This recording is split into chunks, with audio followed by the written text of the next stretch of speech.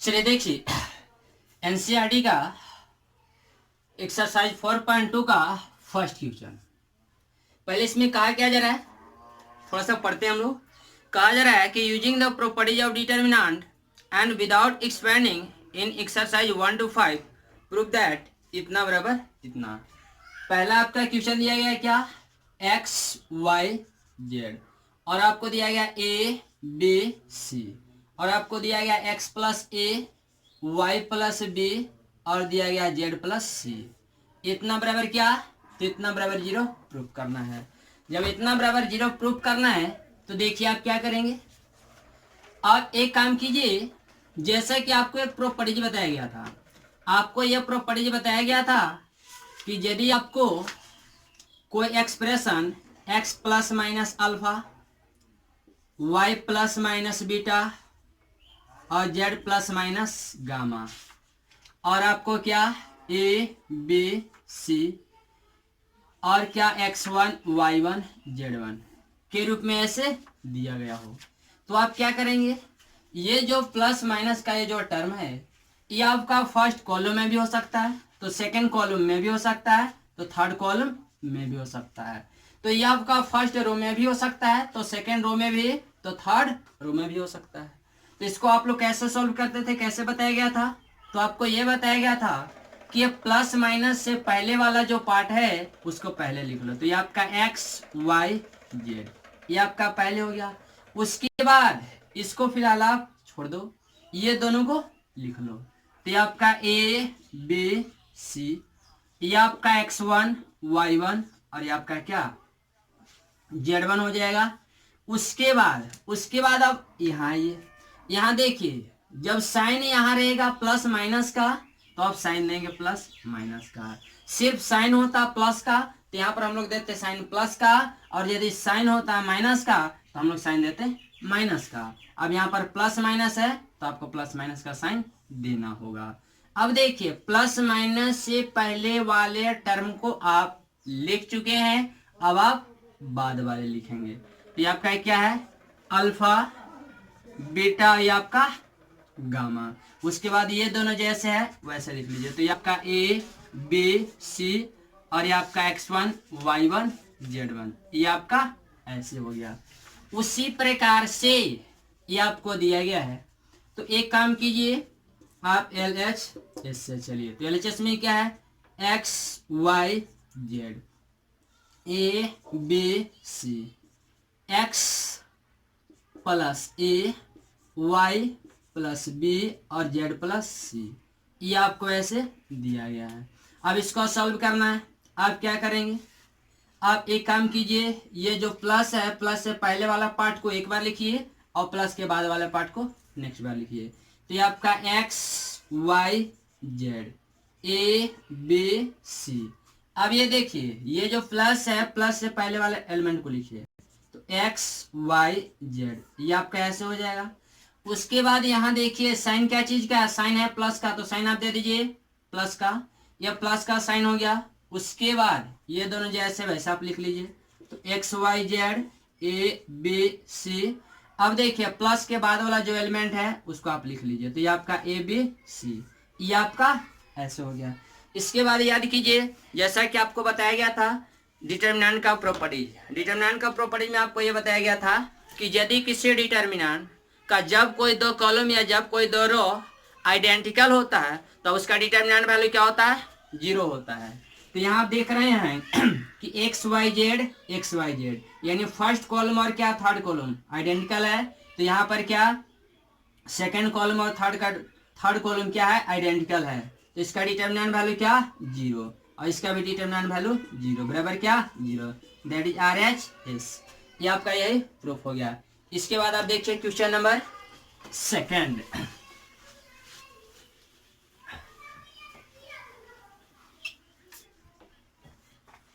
Question number second में क्या है, तो सेकंड में आपको दिया गया है a minus B, B minus C, C minus A.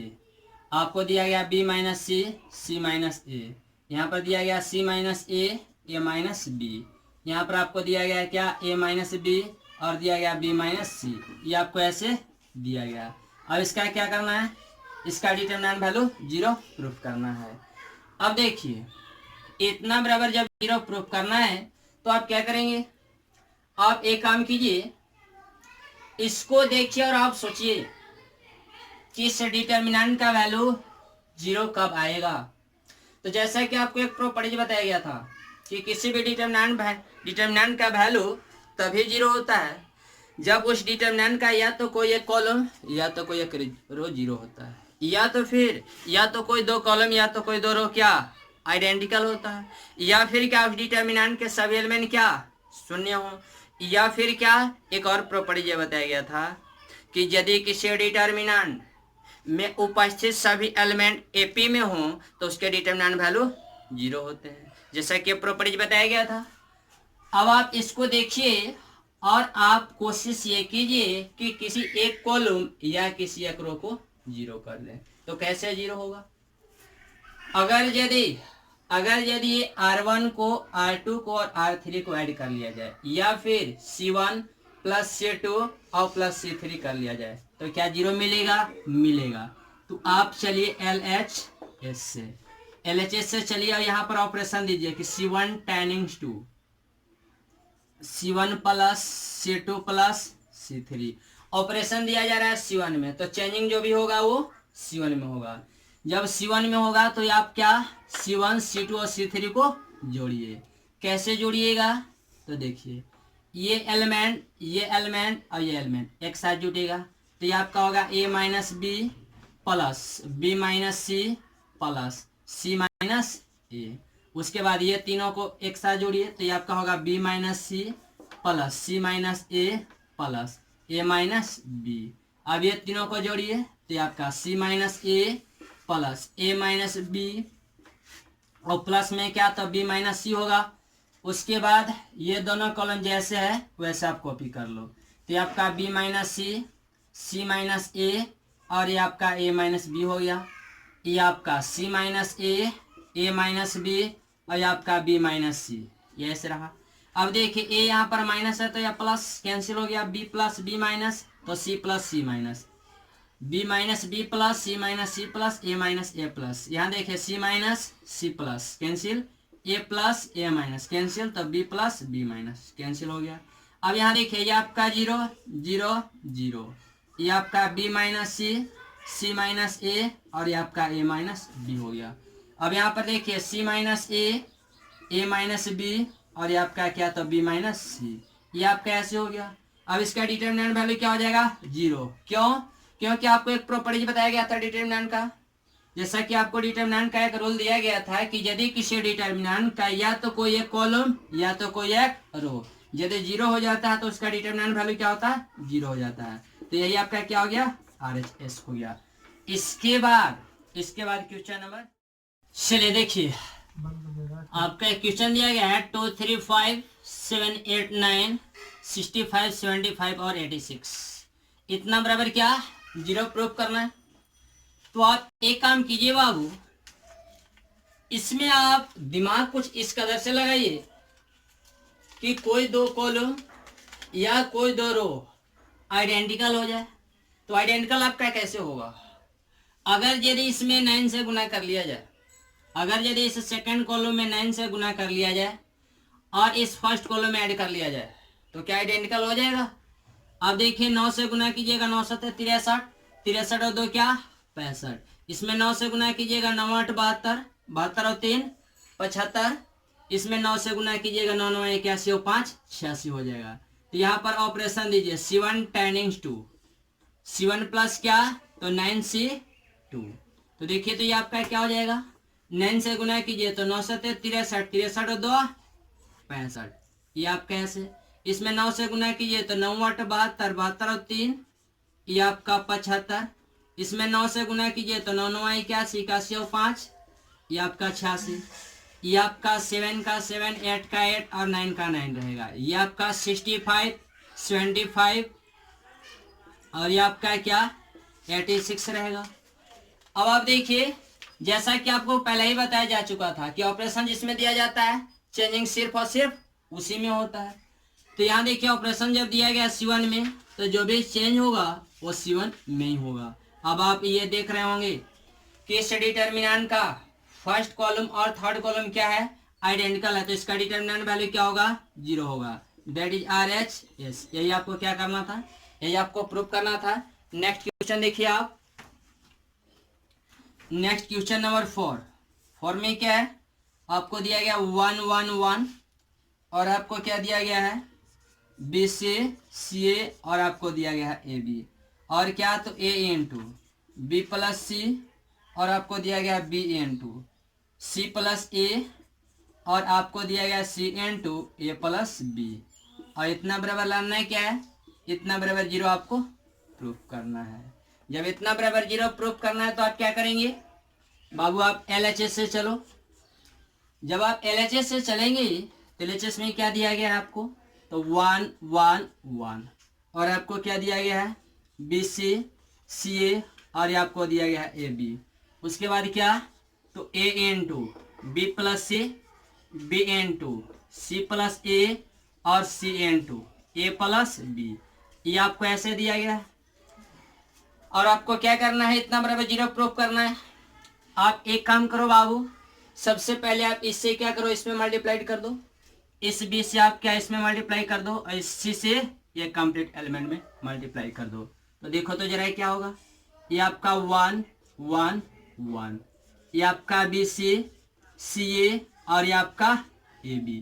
A से मल्टीप्लाई कीजिए तो AB और प्लस क्या AC, B से मल्टीप्लाई कीजिए तो BC और प्लस में क्या, तो AB, C से मल्टीप्लाई कीजिए तो AC और प्लस में क्या BC हो जाएगा। ये आपका ऐसे हो गया।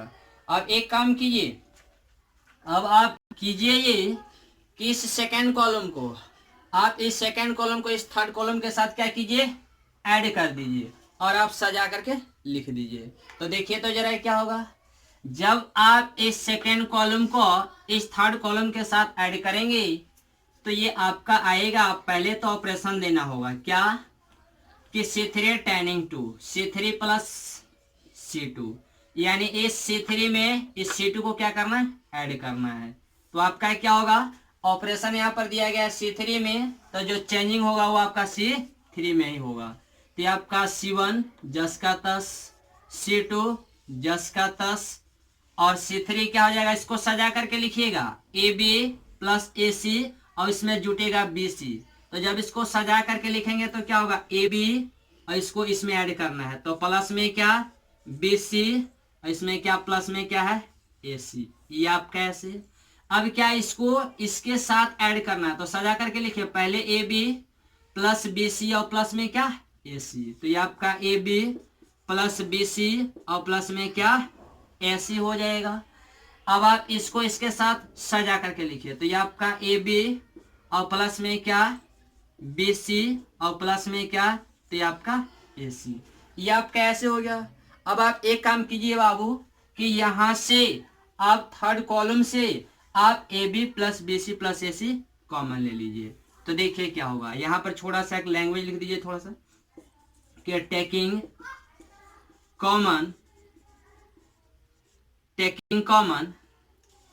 AB plus BC plus AC from C3। तो देखिए तो ये आपका क्या हो जाएगा, AB प्लस BC और प्लस AC, ये आपका बाहर हो जाएगा। ये क्या बचेगा 1 1 1, ये आपका BC CA और ये आपका AB, ये आपका 1 1 1 हो जाएगा। अब याद कीजिए उस प्रॉपर्टीज को जो कि आपको ये बताया गया था कि यदि किसी डिटर्मिनेंट में जब कोई दो कॉलम या जब कोई दो रो आइडेंटिकल होता है तब उसका डिटर्मिनेंट वैल्यू क्या होता है, 0 होता है। अब यहाँ पर देख रहे होंगे कि यह फर्स्ट कॉलम और यह थर्ड कॉलम क्या है, एक बराबर है, एक समान है, यानी आइडेंटिकल है, तो इसका डिटर्मिनेंट वैल्यू क्या होगा 0। तो AB प्लस BC और प्लस AC इंटू 0 बराबर 0, दैट इज RHS। यही आपको प्रूफ करना था। अब नेक्स्ट क्वेश्चन देखिए आप,